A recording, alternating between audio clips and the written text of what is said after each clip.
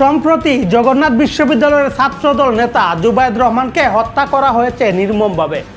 এই হত্যাকাণ্ডে প্রশ্ন উঠেছে কারা এবং কেন ছাত্রদল নেতা জুবায়েদকে নির্মমভাবে হত্যা করলো। জুবায়েদ রহমান ছিলেন জগন্নাথ বিশ্ববিদ্যালয় ছাত্রদলের একজন উদীয়মান নেতা। রাজনীতি করতেন আদর্শ ও বিশ্বাস থেকে। সহপাঠীদের মতে তিনি খুবই শান্ত স্বভাবের এবং সংগঠনের প্রতি নিবেদিত একজন কর্মী ছিলেন। জুবায়েদ রহমানকে হত্যার ঘটনাটি ঘটে পুরান ঢাকার আরমানিটোলার একটি বাসাতে, যেখানে জুবায়েদ রহমান টিউশন পড়াতেন। তার সহপাঠীদের মতে হামলাকারীরা ছিল সংগঠিত, লক্ষ্য ছিল স্পষ্ট। জুবায়েদকে নিঃশেষ করে ফেলাই তাদের উদ্দেশ্য ছিল।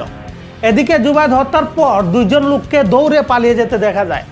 বিভিন্ন সিসিটিভি ফুটেজে তাদের পালিয়ে যাওয়ার দৃশ্য ধরা পড়ে, তবে তাদের পরিচয় কি এখনো নিশ্চিত হওয়া যায়নি। বিভিন্ন সূত্রে জানা যায় যে এই হত্যার পেছনে রাজনৈতিক প্রতিহিংসা থাকতে পারে। বিশ্ববিদ্যালয়গুলোতে ক্ষমতাসীন দল ও বিরোধী সংগঠনের মধ্যে টানাপোড়েন নতুন কিছু নয়। ছাত্রদল সভাপতি রাকিব জানায় যে আওয়ামী লীগ সরকারের আমলে জুবায়েদ বহুবার ছাত্রলীগের হাতে নির্যাতিত হয়েছেন। এই হত্যাকাণ্ডের পেছনে সেটাও একটা কারণ হতে পারে বলে ধারণা করা হচ্ছে।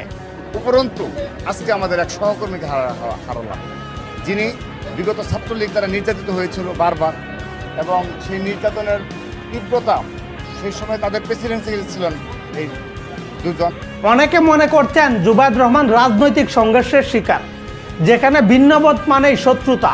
অন্যদিকে আরেকটি সূত্র বলছে জুবায়েদ যে ছাত্রীকে টিউশন পড়াতেন ওই ছাত্রীর বয়ফ্রেন্ড ও তার সঙ্গী এই হত্যাকাণ্ড ঘটিয়েছে, যদিও এই ব্যাপারে এখনও নিশ্চিত কোনো তথ্য পাওয়া যায়নি।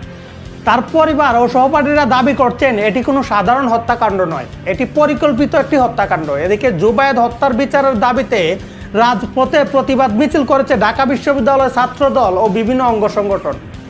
এই হত্যাকাণ্ডের মোটিভ যাই হোক, জুবায়েদ রহমান আর ফিরে আসবেন না। ন্যায় বিচার না পাওয়া পর্যন্ত জুবায়েদ রহমান শুধু একটি নাম নয়, একটি প্রতীক হয়ে থাকবেন। আমি ব্যক্তিগতভাবে জুবায়েদ হত্যায় গভীর শোক প্রকাশ করছি এবং তার পরিবারের প্রতি জানাচ্ছি গভীর সমবেদনা। ভবিষ্যৎ বাংলাদেশে যেন এইভাবে আর কোনো প্রাণ চলে না যায় সেই কামনা করে আজকের ভিডিও এখানেই শেষ করছি। ধন্যবাদ সবাইকে।